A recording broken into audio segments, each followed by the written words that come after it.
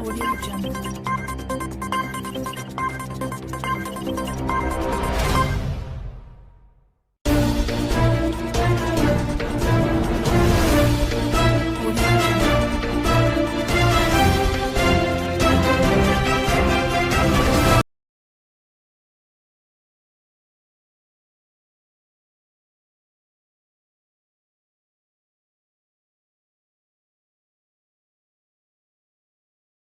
नमस्कार, मैं डॉक्टर अरुण कुमार। भारत में कृषि नीतियां 70% आबादी कृषि से जुड़ी गतिविधियों में हुई है लगी। आजीविका की सबसे बड़ी संख्या भारत में कृषि पर निर्भर है। 70% आबादी कृषि और कृषि से जुड़ी गतिविधियों में लगी हुई है। भारत वैश्विक उत्पादन का 25%, 27% वैश्विक खपत के साथ उपभोक्ता और वैश्विक आयात के 14% के साथ आयातक के साथ सबसे बड़ा उत्पादक है। आत्मनिर्भरता हासिल करने के लिए भारत क्षेत्रीय और राज्य स्तर दोनों स्तर के उत्पादन में रुझान स्थापित कर रहा है। कृषि क्षेत्र में काम कर रहे लोगों के प्रबंधन और आजीविका को बढ़ावा देने और इसमें सुधार के लिए सरकार ने उत्पादक और उपभोक्ता दोनों के लिए प्रभावी विभिन्न नीतियां प्रदान की है। ऐसे ही एक प्रभावी नीति मूल्य नीति है, जिसमें किसानों के लिए मूल्य समर्थन 1960 के दशक के मध्य में कृषि विकास और खाद्य नीति का एक महत्वपूर्ण साधन रहा है। इसने किसानों को प्रोत्साहन प्रदान करने की मदद की, उत्पादन को अधिकतम करने के लिए नई तकनीक के साथ पेश किए, उपभोक्ताओं और किसानों दोनों के बीच बाजार मूल्य बनाए रखना और कीमतों में उतार चढ़ाव को एक सीमा में बनाए रखना। इसका सामना करने वाली एकमात्र समस्या यह है कि उपभोक्ता और किसानों दोनों के लिए खाद्य कीमतों को बनाए रखने के लिए दूसरा कृषि उपकरणों और दानों का सब्सिडी प्रदान कर रहा है। भारत सरकार ने 2007 में किसानों के लिए एक राष्ट्रीय नीति को मंजूरी दी है और अपनाया है। यह कई क्षेत्रों में शामिल किया गया है, लेकिन किसानों की आर्थिक भलाई पर केंद्रित है। इसमें परिसंपत्ति सुधार, जैव प्रौद्योगिकी और ICT का उपयोग, जय सुरक्षा प्रणाली, बीज और मृदा स्वास्थ्य, ऋण, बीमा, किसानों के लिए उच्च समर्थन मूल्य और खाद्य सुरक्षा टोकरी का भी इस्तेमाल शामिल है। सरकार ने किसानों को क्रेडिट कार्ड उपलब्ध कराया है और ब्याज दर घटाई है, जिससे किसानों को प्रत्येक फसल के लिए 50,000 तक के बैंक ऋण पर 9% की ब्याज दर से भुगतान करना पड़ता है। पहले उन्हें 14 से 18% की दर से भुगतान करना पड़ता था। ग्रामीण भंडारण योजना नामक ग्रामीण गोदामों के निर्माण, जीर्णोद्धार और विस्तार की योजना 2001 में शुरू की गई थी। इससे फार्मर्स को अपने भोजन को लंबे समय तक स्टोर करने और अच्छी कीमत पर बाजार में बेचने में मदद मिलेगी। राज्य कृषि बीमा योजना ने सूखा, बाढ़, ओलावृष्टि, कीट रोग और चक्रवात जैसे प्राकृतिक आपदाओं के कारण किसानों के हुई फसलों के नुकसान से बचाया। फिलहाल यह योजना 22 राज्यों और 2 केंद्र शासित प्रदेशों द्वारा लागू की गई है।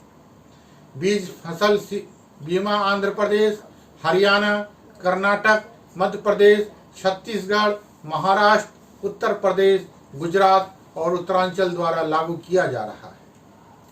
राष्ट्रीय बीज नीति 2002 की मुख्य विशेषता में पौधों की नई और उन्नत किस्मों का विकास, गुणवत्ता बीजों के समय उपलब्धता, बीजों का अनिवार्य पंजीकरण, अवस्थापना सुविधाओं का सृजन, गुणवत्ता आश्वासन, बीज उद्योग का बढ़ावा देना, बीज डीलरों के लिए लाइसेंसिंग को समाप्त करना, सर्वोत्तम गुणवत्ता वाले बीजों की आयात की सुविधा, बीज के निर्यात के लिए प्रोत्साहन और बीज बैंकों और राष्ट्रीय बीज ग्रिड का निर्माण शामिल है। इन नीतियों से देश भर में कई किसानों को लाभ हुआ है, फिर भी अभी भी कई चिंताएं हैं, जिन्हें नई और अधिक जवाबदेही नीतियों के निर्माण के साथ दूर करने की सख्त जरूरत है।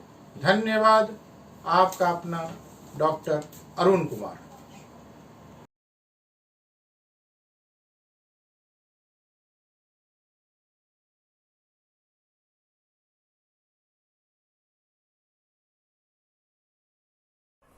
कोरोना वायरस बच्चों पर लंबे समय तक रहेगा अदृश्य खतरा। मानसिक स्वास्थ्य पर गहरा असर। बच्चों में कोरोना संक्रमण के मामले भले ही कम रहे हो, लेकिन इस महामारी का उनके भावनात्मक और मानसिक स्वास्थ्य पर गहरा असर पड़ रहा है।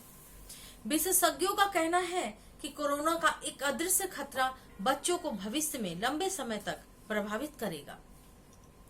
घरों में कैद बच्चे भले ही आवश्यक कर्मचारी या फ्रंटलाइन योद्धा नहीं हैं, लेकिन वे दुनिया का साझा भविष्य जरूर है। लिहाजा उन पर ज्यादा ध्यान देने की जरूरत है। बाल चिकित्सा के विशेषज्ञों द्वारा बताए वो 5 प्रमुख प्रभाव जो दुनिया भर के बच्चों पर पड़ रहे हैं। टीकाकरण से हुए दूर। बच्चों को बीमारियों से बचाने का एक ही तरीका होता है, टीकाकरण। लेकिन कोरोना काल में दुनिया भर में घरों में कैद बच्चों में टीकाकरण की दर तेजी से घट गई है। पीडियाट्रिशियनों का कहना है कि बच्चे अचानक खसरा, काली खांसी से लेकर मेनिंजाइटिस तक के जरूरी टीकों से दूर हो गए हैं। घर से बाहर निकलने से डर रहे हैं। अभिभावक वैक्सीन की तय तारीख आगे के लिए टाल रहे हैं। सरकारों ने भी बच्चों को लेकर गंभीरता नहीं दिखाई है। भावनात्मक दबाव और बेचैनी से घिरे। डॉक्टरों का कहना है बच्चों के मन और दिमाग में भी महामारी का भय व्याप्त है। परिवार में बड़े सदस्यों में घबराहट का असर उन पर भी पड़ रहा है।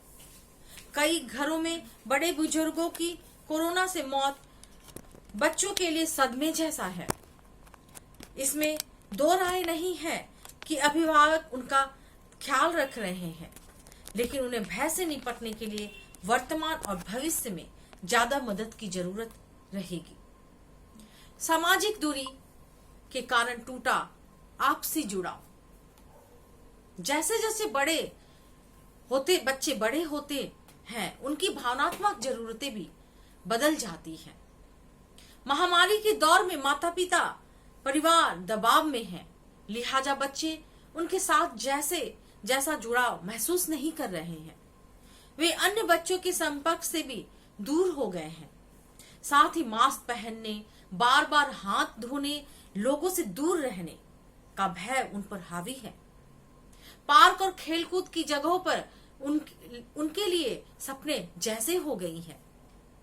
साधनों के अभाव में गरीब बच्चों पर ज्यादा दबाव। दुनिया में गरीबी सबसे बड़ी बीमारी है। गरीब परिवारों के बच्चे आम दिनों में ही बुनियादी जरूरतों के लिए संघर्ष करते हैं। अब कोरोना महामारी में भी सबसे ज्यादा प्रभावित वर्ग के ये बच्चे हैं, जिनके माता पिता के पास कोई आर्थिक सुरक्षा नहीं है। लॉकडाउन के बाद इनमें कोरोना संक्रमण का खतरा मंडराता रहेगा। पढ़ाई का नुकसान। आजकल स्कूल बंद है तो शिक्षक ऑनलाइन कक्षाएं दे रहे हैं, लेकिन बड़ी तादाद में ऐसे बच्चे हैं जो इस सुविधा से वंचित हैं, अछूते हैं। जरूरी इलेक्ट्रॉनिक डिवाइसों के अभाव में कमजोर वर्ग के बच्चे की पढ़ाई का नुकसान हो रहा है। अगर ये किताबों में भी पढ़ रहे हैं तो उनके सवालों के जवाब देने वाला कोई नहीं है। जब ऐसे बच्चे स्कूलों में लौटेंगे तो इन पर ज्यादा ध्यान देने की जरूरत होगी। डॉक्टरों को अभिभावकों से अपील। ऐसे कई बच्चे हैं जो अन्य बीमारियों से ग्रस्त हैं, लेकिन पर्याप्त इलाज नहीं मिल रहा है।